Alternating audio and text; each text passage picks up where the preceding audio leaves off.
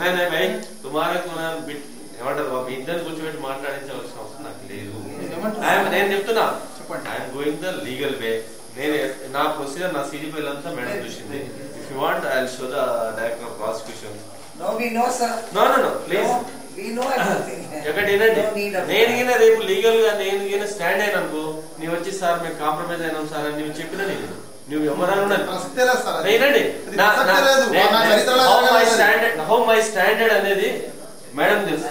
నేను ఒకసారి నేనున్నంటే మోహన్ బాబు పారిపోయింది ఇంతకెళ్ళి. మోహన్ బాబు ద గ్రేట్ మోహన్ బాబు పారిపోయింది.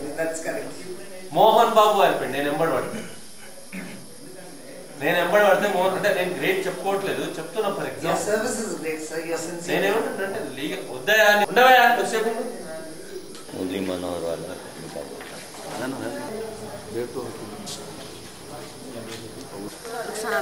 जी बोलिए। मेरा नाम शादी कब जी हमारी शादी जुलाई 2010 को हुई। जी जरा आवाज़ से बात। 2010 को हुई। हमारे शौहर शादी के 10 दिन के बाद चला गया। उसके बाद हमारी ननंद और 2 देवरा हम पर हरासमेंट करते रहे हर रोज़। हम हमारे हस्बैंड से भी बोले लेकिन वो भी कुछ नहीं। वो बोले कि जैसा वो लोग बोले वैसे ही सुनना आप बोले। उसके बाद वो 4 महीने के बाद वापस आए। सिर्फ 15 दिन के लिए वापस आए। हम सब बोले उनके सामने भी वो लोग टॉर्चर करे हमको फिर भी वो इजी ले लिए। तुमको रहना है तो ऐसे ही रहना वरना हम तुमको मार देंगे। और एक बार उनके सामने ही गैस का तेल डालकर हम पर जलाने की कोशिश करे फिर भी हमारे शौहर कुछ भी नहीं बोले। इसके बाद वो ऐसे ही छोड़ के हमको चले गए। कहाँ चले गए उन्होंने? वो दुबई चले गए। दुबई से जी हमको छोड़ के वो दुबई चले गए। हम बोले अपने साथ ले जाओ आपको लेकिन फिर भी वो नहीं सुने। आपको नौकरानी बन के हमारे घर में ही रहना है तो रहो वरना हम आपको मार देंगे। इसके बाद हम दूसरी शादी कर लेंगे बोले वो। इसके बाद हम फिर भी रहे वहीं पे। हमारी मजबूरी थी इसलिए हम वहीं पे रह गए। इसके बाद हमारे देवर 2-4 बार हम पर बुरी नज़र डाला। इसके बाद तो वो हद कर दिया हमारा हाथ पकड़ दिया हमारे बेडरूम में आ गया वो 2 बजे रात में। तो हमको कुछ भी समझ में नहीं आया। हम थोड़ी देर बैठ के उसके बाद हम सुबह में 5 बजे घर से निकल के आ गए। घर से निकल कर आ गए और हमारे शौहर को बोले हम जो भी हुआ हमारे साथ वो बोले तो वो बोला कि अच्छा करा हमारा भाई जो भी करा अच्छा करा। उन्हें जो भी करा ना मैं उसको सपोर्ट दिया। मैं खुद बोला उसको ऐसा करने के लिए इसीलिए वो ऐसा करा। वो ऐसे ही बोला। मेरा शौहर भी कुछ नहीं बोला मेरे को। तो इसीलिए एक बार काउंसलिंग भी हुआ हमारा। ये रिपोर्ट इसका है तो हम लोग चंदा नगर इसीलिए हम ह्यूमन राइट्स फॉरम की मदद लिए। वो लोग हमारी बहुत मदद करे। ये मियाँपुर पुलिस स्टेशन में केस हुआ इसके बाद? जी मियाँपुर पहले चंदा नगर में केस करे हम लोग। इसके बाद हमारे शौहर हमको केस नहीं होना उनके भाई पे बल्कि बहुत फुसलाए और हमारा पासपोर्ट बना लो बल्कि हमको 10,000 रुपये भी भेजा।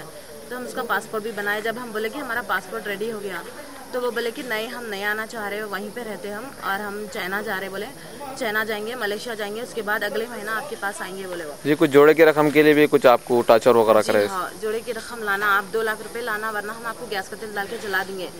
आपको मार के हम हमारे भाई की दूसरी शादी कर देंगे। ऐसे ही टॉर्चर करते थे हमारे ननंद और सास 2 देवरा। ऐसे ही हमेशा हर रोज टॉर्चर था लोग का। जी लोग का नाम कुछ है? तनवीर सुल्ताना हमारी ननंद तनवीर सुल्ताना और हमारा देवर इम्तियाज हुसैन और हमारा और एक देवर छोटा देवर मुश्ताक हुसैन। ये सब मिलके बहुत टॉर्चर करने लगे हम। आपका नाम क्या? हमारा नाम Rukhsana.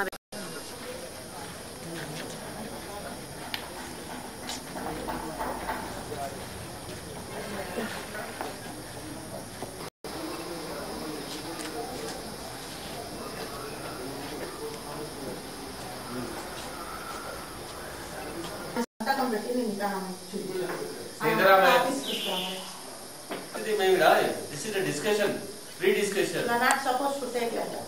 Okay? This free discussion why? आपके पीछे वाले क्या आएगी फिर?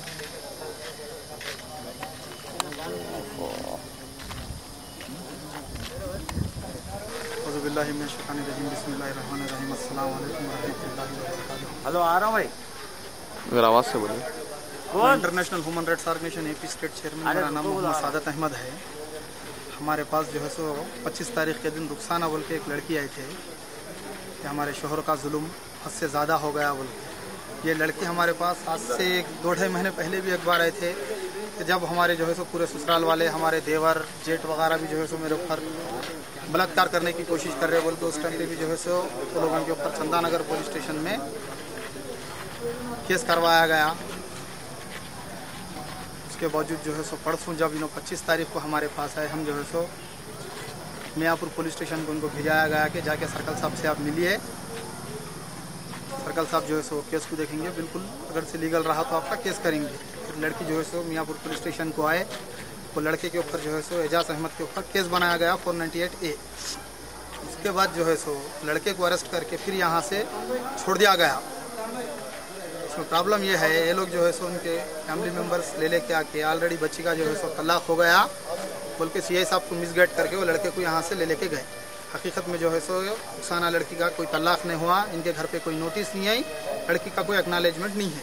उसके बावजूद भी यहाँ पर मियाँपुर पुलिस स्टेशन को लड़के के तरफ के लोग आके हम रायलसीमा वाले हैं, हम बताएंगे।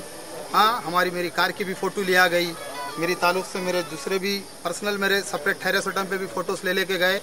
ये लोगों के जो है सो सवेरे यहाँ के लोकल पुलिस स्टेशन से लोकल मियाँपुर से कुछ फ़ोन्स भी आ रही कि हम रायलसीमा के लोग हैं, हम तुमको जान से मार देंगे, हम तुम्हारा बताएंगे, ये केस हमारा है, हम कैसा देखते, हम कितना पैसा है हमारे पास, आपको ये इल्म नहीं है बोल के हमको सवेरे से जो है सो सब लोग मिलके हमको धमकी दे रहे।